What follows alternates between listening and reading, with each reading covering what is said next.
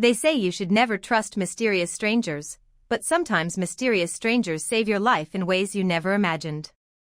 I learned this at 28, when I thought my biggest problem was keeping my small-town veterinary clinic from going under after my mentor's sudden death left me drowning in debt. My name is Sarah Mitchell, and I spent my days treating everything from sick puppies to injured horses in the farming community of Cedar Valley, barely scraping together enough money to keep the lights on.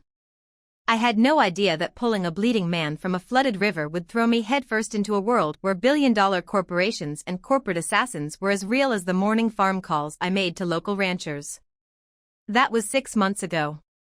Today, I'm about to tell you how saving one stranger's life changed everything I thought I knew about love, money, and what really matters. Quick, drop a comment telling me where you're watching from and whether you've ever had your whole world turned upside down by helping someone. Now, if you believe that sometimes the best things come from the most unexpected places, smash that subscribe button because this story is about finding love when you least expect it. Hit that like button if you think real connection is worth more than all the money in the world. Let's dive into this incredible journey. The storm that hit Cedar Valley that October night was unlike anything we'd seen in 15 years. What started as a gentle evening drizzle turned into a wall of water that sent the Clearwater River rushing over its banks and through the downtown area like an angry giant. I was driving home from an emergency call at the Peterson Ranch, exhausted after spending 3 hours helping deliver a breached calf, when my headlights caught something dark floating near what used to be the old wooden bridge. The bridge itself was gone, swept away by the current, but there was debris everywhere. At first, I thought it was just another piece of wreckage. Then lightning flashed, and I saw an arm reaching out of the water. Without thinking, I pulled my truck over and grabbed the emergency medical kit I always kept behind the seat. The rain was coming down so hard I could barely see 10 feet in front of me, but I managed to wade into the shallow flooding where the current had deposited him against a fallen oak tree. He was unconscious, blood streaming from a deep gash across his forehead, his clothes expensive-looking but torn and covered in mud. Maybe mid-30s, dark hair plastered to his head, with the kind of strong jawline that would have been handsome if it weren't deathly pale from blood loss. No wallet. No identification. Nothing. I whispered to his still form, "Don't you dare die on me," checking his pulse while rain pounded down on both of us. It was steady but weak, and I could see more cuts on his arms where he'd probably gone through a car windshield. Getting him back to my truck was like trying to move a 200-pound sack of grain. He was dead weight, probably 6'2", and built like someone who actually used a gym instead of just paying for a membership.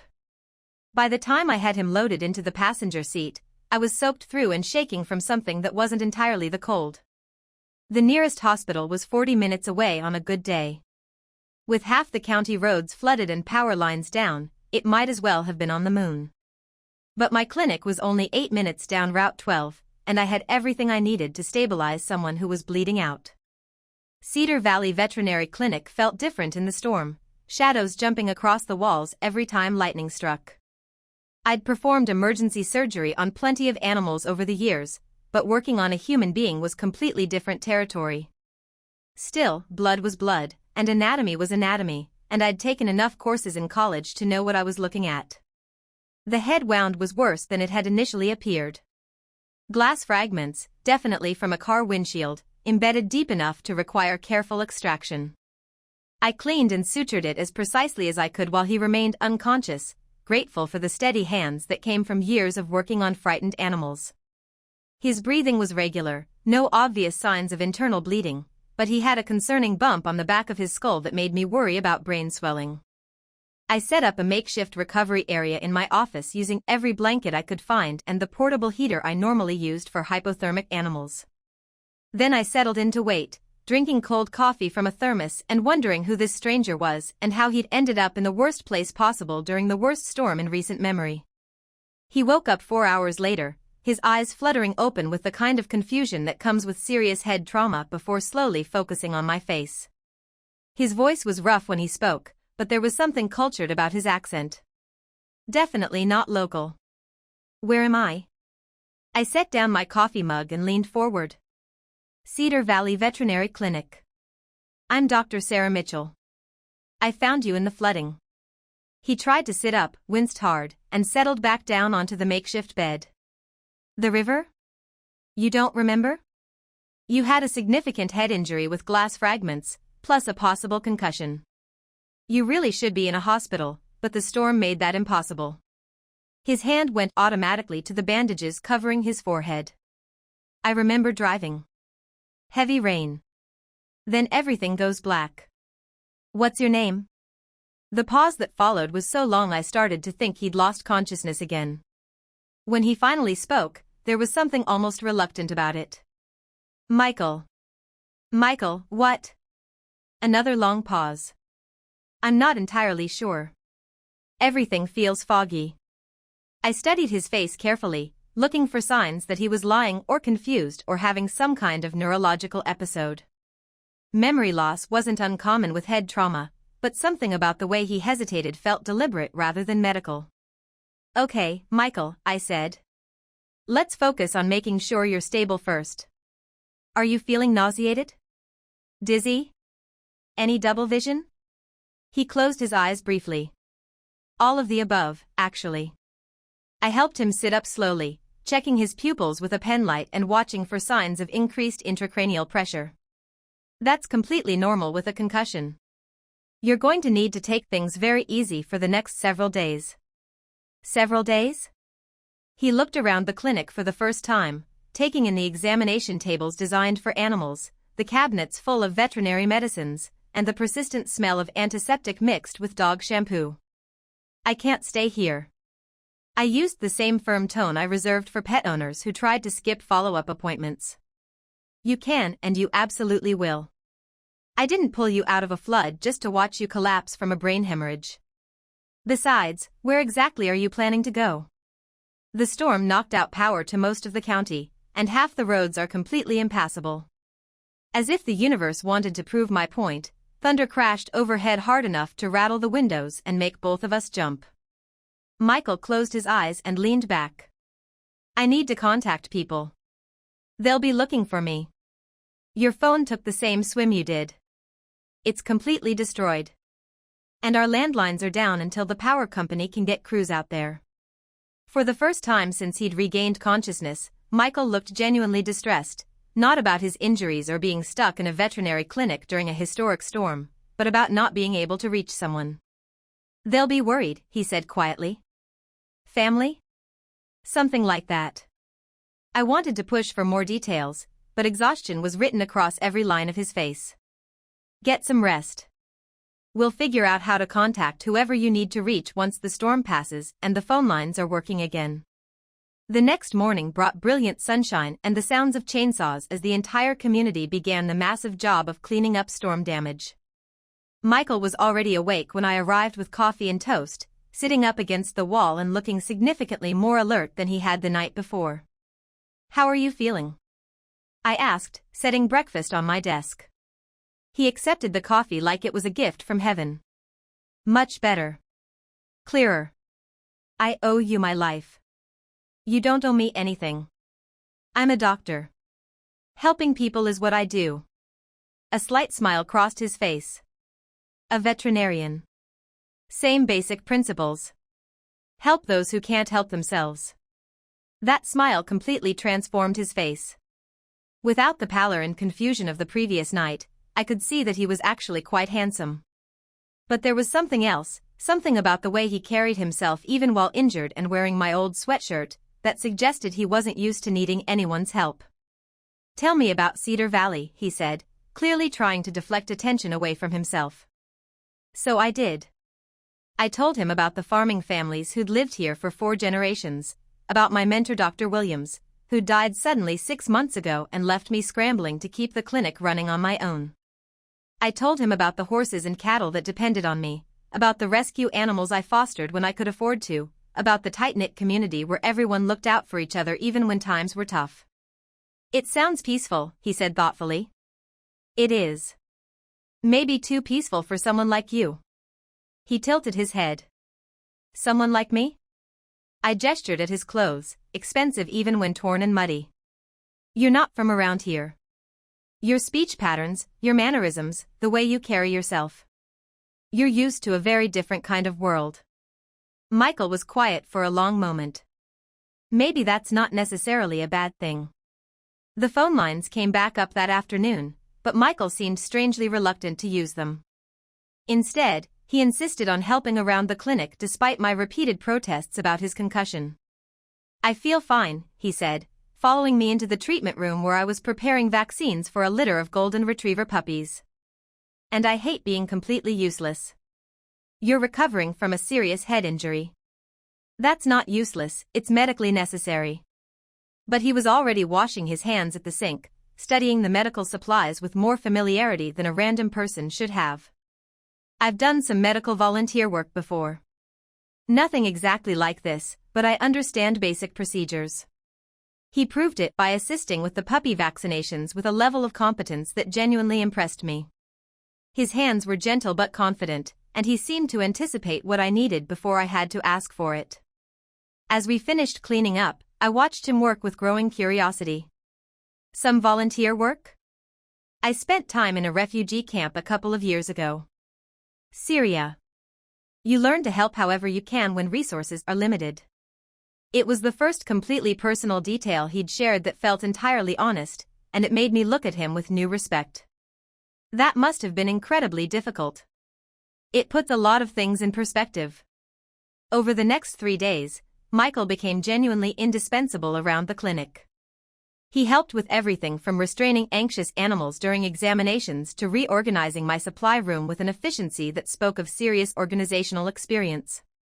The local farmers who brought their animals in were initially suspicious of the stranger with the expensive clothes and unfamiliar accent, but Michael's genuine interest in their stories and his willingness to help with heavy lifting gradually won them over. Old Tom Bradley pulled me aside after Michael helped him load a sedated bull into his trailer without flinching. "Your new assistant's got real good instincts with the large animals. Doesn't spook easily." "He's not my assistant," I corrected automatically. Tom replied with the kind of knowing grin that small-town people perfect over decades. "Well, that's a shame. You two work real well together." That evening, as we finished cleaning up after a particularly long day of appointments, I found myself watching Michael organize medical files with the same careful attention to detail he brought to everything else. There was something almost aristocratic about his features, a quiet confidence that suggested he was accustomed to being in charge of important things. "You still haven't remembered your last name," I said. His hands went still on the paperwork. "No. Still foggy about a lot of details." I crossed my arms and studied him carefully. "Michael, I may be just a small-town veterinarian, but I'm not stupid. You remember more than you're telling me." He turned to face me directly, and for a moment I thought he might actually tell me the truth. Then he shook his head slowly. "Sometimes forgetting things is easier than remembering them. Are you in some kind of trouble? Running away from something?" "I'm not a criminal, if that's what you're worried about." "But you are running from something." He stepped closer, his expression growing serious. "Maybe. Or maybe I just found something worth staying for." The way he looked at me when he said those words made my chest feel tight. I'd been telling myself that what I felt for him was just the natural satisfaction of saving someone's life, mixed with gratitude for his help around the clinic. But it was becoming something much more complicated than that. Michael was unlike anyone I'd ever met. Intelligent and compassionate, carrying himself with quiet authority while being genuinely interested in my work and my world. When he helped me with the animals, when he listened to my stories about the community, when he made me laugh during long days, it felt like the most natural thing in the world. "Sarah," he said quietly, stepping closer to where I stood. "These past few days have been the most authentic I've felt in years." "Authentic?" "Like I can just be myself without having to pretend to be someone else." Before I could ask him what he meant by that, his phone buzzed loudly. The phone I'd replaced for him that morning so he could supposedly call family members and let them know he was safe. He'd been claiming all day that the numbers he needed were stored in his damaged phone's memory, but he'd been avoiding making any calls. He looked at the screen and his face went completely pale. "I have to take this."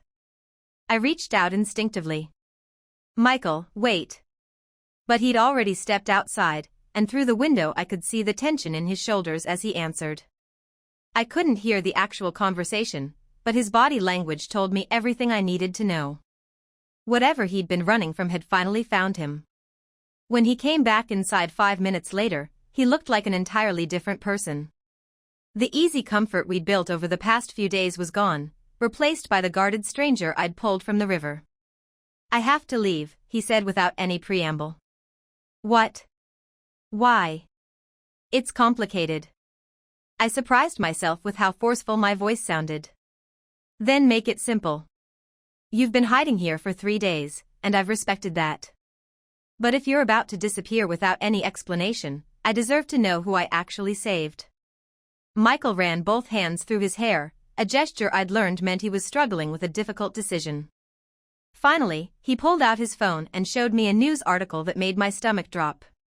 "Technology executive Michael Harrison missing after storm," the headline read. Below it was a professional photograph of Michael in an expensive suit, standing next to someone I recognized from the news, Senator Patricia Reynolds, who'd been all over the media lately for her Technology Oversight Committee. I stared at the phone, then back at Michael. "You're Michael Harrison?"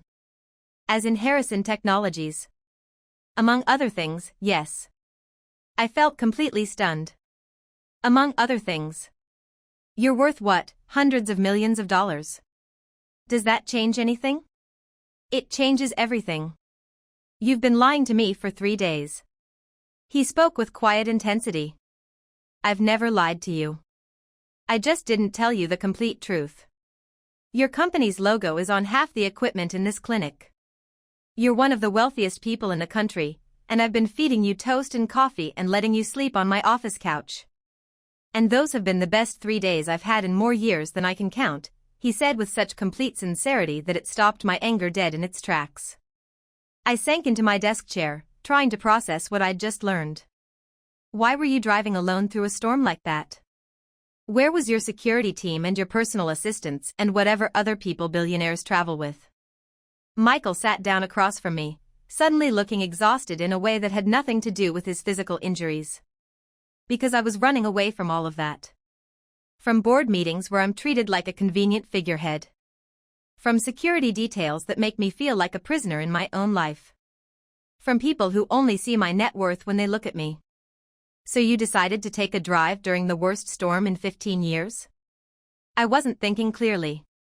I'd just come from a board meeting where my own directors tried to force me out of active company management. They said I was too idealistic, too focused on humanitarian projects that don't generate sufficient profit margins." He laughed, but there was no humor in it. "My grandfather built that company to help people solve problems. Now they want to strip it down for quarterly earnings reports." "And the memory loss story?" "Was genuine at first. The concussion really did scramble my thoughts for the first day or so. But by the second day, I remembered everything clearly. He looked at me with something that might have been desperation. "I liked being just Michael. I liked having you look at me like I was a regular person instead of a walking financial statement." I stared at him, anger and understanding warring in my chest. "That phone call. They found you." "My security team. They've been searching systematically since the storm hit. My car was found washed up about 10 miles downstream, and they assumed the worst." He shrugged helplessly. "They'll be here within the hour. To drag you back to your board meetings and profit margins. To drag me back to reality." The word hung between us like a challenge. I thought about the past 3 days, about how natural it had felt to have him working beside me, how perfectly he'd fit into my world like he belonged there. I thought about the way he'd gentled frightened animals and listened to farmers' stories with genuine interest and made me laugh during the longest days. "What if you didn't go back?" I heard myself ask. "Sarah. I'm serious. What if you just stayed here?" His voice was heavy with resignation. "You don't understand what you're suggesting. It's not that simple. The company, the responsibilities, the legal obligations. The board of directors that wants to push you out anyway?" That stopped him completely. "It's my grandfather's legacy. Then fight for it. But fight for it on your own terms, not theirs." Before he could respond, headlights swept across the clinic windows. Two black SUVs pulled into the gravel parking lot, and I could see multiple figures in dark suits getting out of the vehicles. Michael stood up slowly. I have to go with them. Do you really? Or do you just think you have to? He looked at me for what felt like an eternity, and I could see the same internal conflict in his eyes that I'd been feeling ever since he'd shown me that news article. Then he walked toward the door. Michael, I called after him. He turned back. When you figure out what you actually want instead of what everyone else expects from you, you know where to find me. The lead security agent was a woman in her 40s with steel gray hair and the bearing of someone who'd seen serious combat. She introduced herself as Agent Martinez and was professionally polite but absolutely firm about needing to escort Michael back to the city immediately. Sir, the board has called an emergency session for tomorrow morning, she said as two other agents flanked Michael protectively. There are also significant legal matters that require your immediate personal attention. Michael's jaw tightened. What kind of legal matters? Your disappearance has been officially classified as suspicious. There are allegations that you may have been the target of corporate espionage or kidnapping attempts. The FBI has opened a formal investigation. I watched Michael's face as the weight of his other life settled back onto his shoulders like a heavy coat. The man who'd helped me vaccinate puppies and reorganize supply closets was disappearing before my eyes, replaced by someone I didn't recognize. Agent Martinez turned to me with professional courtesy. Dr. Mitchell, we'll need a complete statement about how you found Mr. Harrison and everything that occurred during his time here.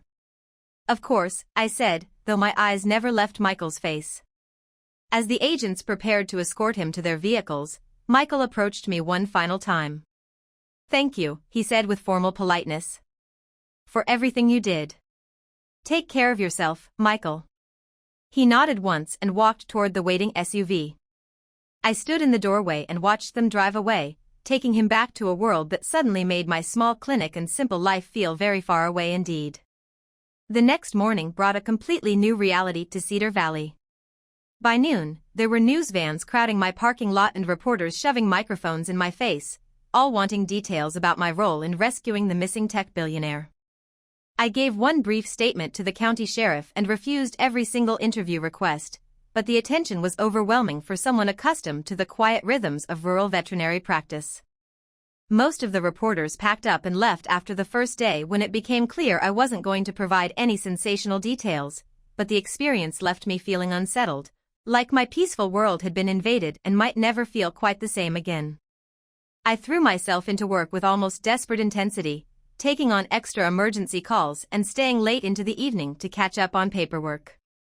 Anything to avoid thinking about Michael and the way he'd looked when he walked away from everything we'd built together.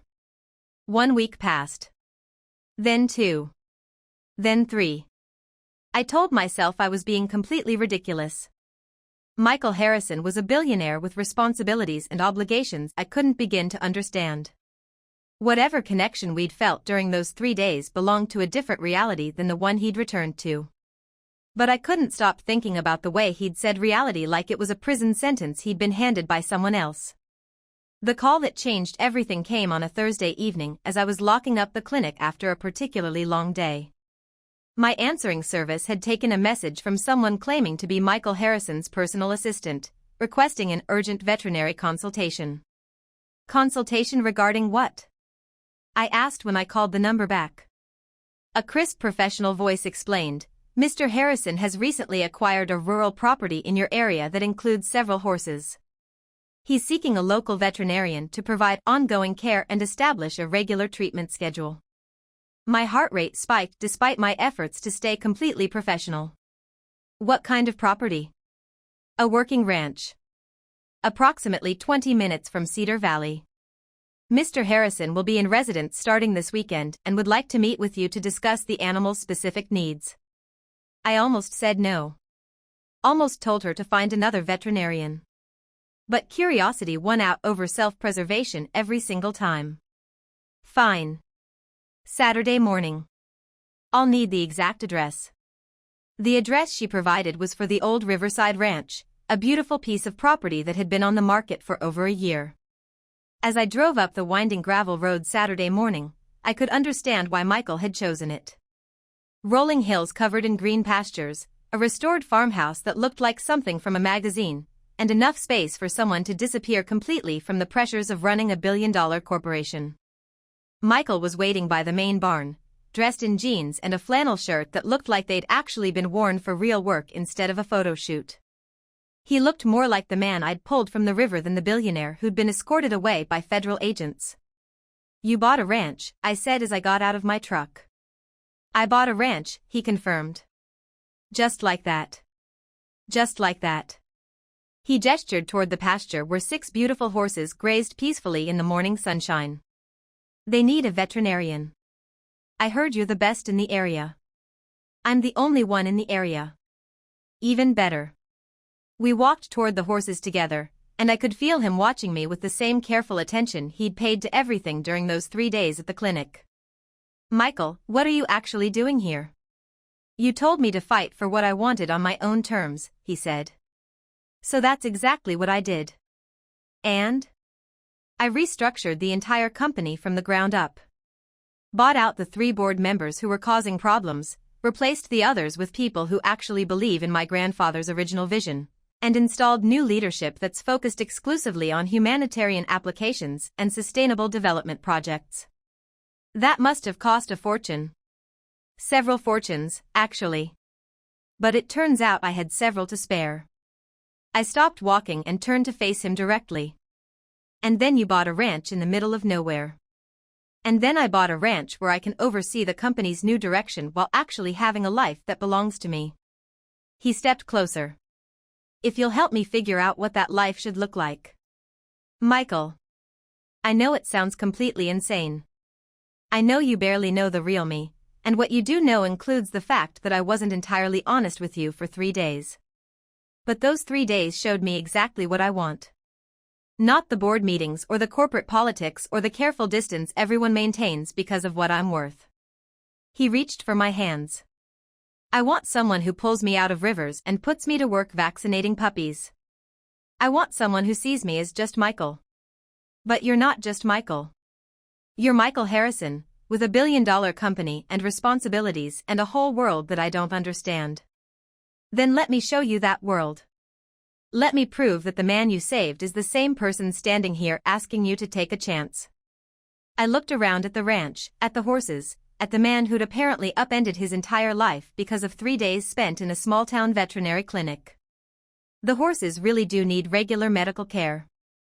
They absolutely do. And I suppose someone should monitor your recovery from that head injury on an ongoing basis. Regular neurological assessment would be medically prudent. I felt myself starting to smile despite everything that was racing through my mind. This is completely insane. The best decisions usually are. Before I could respond, one of the horses whinnied loudly from the pasture.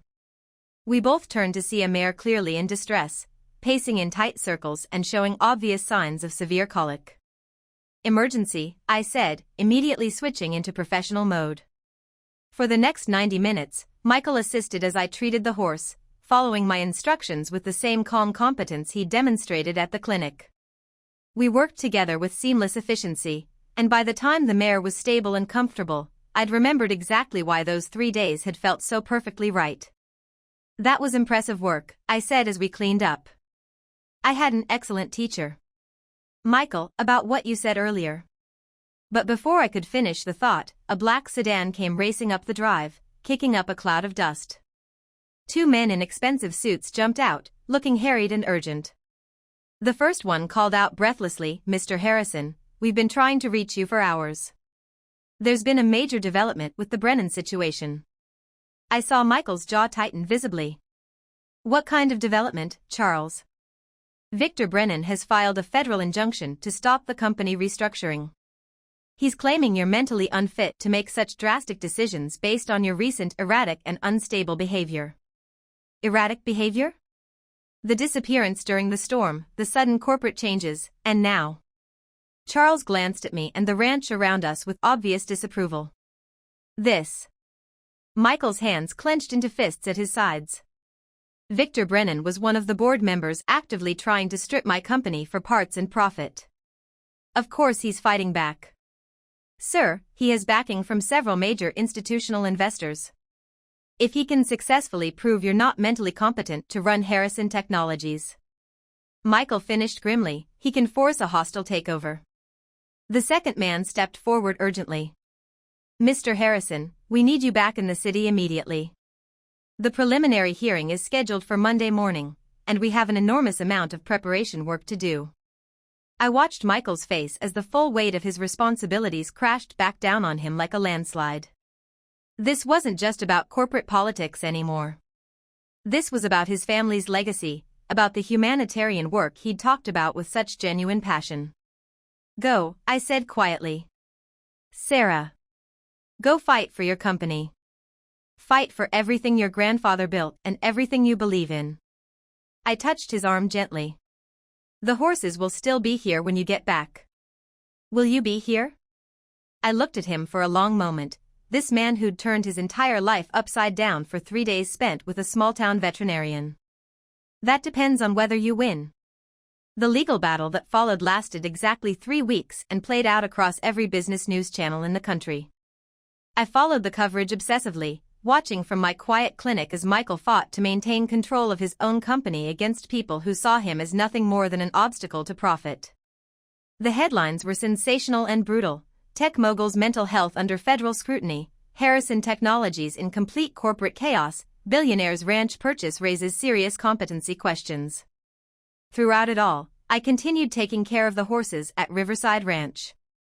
Michael had made arrangements for me to have complete access to the property, and I found myself spending more and more time there. It was peaceful in a way that reminded me of those 3 days when he'd been just Michael, helping around my clinic and making me feel like the most important person in his world.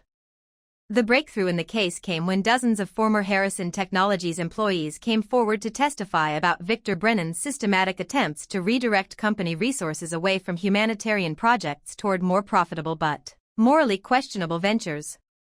Medical volunteers from the Syrian refugee camp where Michael had worked submitted detailed statements about his mental stability, his commitment to helping others, and his clear thinking under extreme pressure. The documentation painted a picture of someone who was not only completely competent but actively working to make the world better. In the end, the federal judge ruled that there was absolutely no credible evidence of mental incompetence, and that Michael's business decisions, while unconventional by corporate standards, were completely within his rights as majority shareholder. Brennan's injunction was dismissed with prejudice, and Harrison Technologies remained firmly under Michael's control. I was in the ranch's main barn 3 days later, checking on the mare who'd had colic, when I heard a car coming up the gravel drive. Through the open barn doors, I saw Michael's rental car pulling up to the farmhouse. He looked exhausted but genuinely relieved as he walked toward me. How are they doing? He asked, nodding toward the horses. They're fine. How are you doing? Victorious. Tired. Ready to start building something completely new. He stopped a few feet away from me. I kept my promise. Which promise was that? I fought for what I wanted on my own terms. He stepped closer. The company is secure, the humanitarian projects are fully funded, and Victor Brennan is permanently out of my life. And I realized that none of it matters at all if I don't have someone to share it with. He reached for my hands. Sarah, I love you. I fell in love with you when you were taking care of me in your clinic, and I fell deeper in love with you every single day since then. I know my world is complicated, and I know it's different from yours, but... I kissed him. Right there in the barn, with the horses as our only witnesses, I kissed the man who'd bought an entire ranch just to have a reason to stay near me. When we finally broke apart, he was smiling like the sunrise. Does that mean yes? That means we'll figure it out together, I said. All of it. 8 months later, I split my time between my expanded clinic in Cedar Valley and the ranch where Michael worked remotely, overseeing Harrison Technologies' humanitarian initiatives from a home office that overlooked the pastures. We'd gotten married on the ranch in a small ceremony with local friends, some of Michael's colleagues who'd supported him during the legal battle, and every single animal we'd rescued together. Michael had proven to be a natural with large animals, and I often caught him having serious conversations with the horses about corporate strategy and sustainable development. They seemed to be excellent listeners. The clinic was thriving. Michael's connections had brought in several major accounts, but more importantly, his business expertise had helped me expand services to 3 neighboring counties. We'd built a state-of-the-art facility that served both domestic animals and wildlife rehabilitation. Any regrets? I asked one evening as we sat on the porch swing, watching the sunset paint the pastures gold. About which part? Any of it. Restructuring your company, buying a ranch, marrying a small-town veterinarian who pulled you out of a river. Michael pulled me closer against his shoulder. My only regret is that it took nearly drowning for me to find you. Well, I said, settling into the warmth of his embrace, next time you want to meet someone, maybe try a coffee shop instead of a flooding river during a historic storm. Noted, he said, pressing a kiss to my temple. Though I have to say, your rescue technique was extremely effective. As the stars appeared over Cedar Valley, I thought about how dramatically my life had changed since that stormy night when I'd pulled a stranger from the water. I'd gained not just a husband, but a true partner who understood that love meant supporting each other's dreams, even when those dreams required bridging 2 completely different worlds. Sometimes the most important rescues are the ones that end up saving both of you. So we've reached the end of today's story. Did you see the billionaire reveal coming, or were you surprised by Michael's true identity? I want to hear your thoughts. Do you think Sarah made the right choice taking a chance on love with someone from such a different world? Drop your opinions in the comments below and let's get a discussion going. If this rescue romance kept you hooked, smash that like button. And if you're new here, hit subscribe for more stories where love conquers all obstacles. Thanks for watching, and I'll see you in the next one.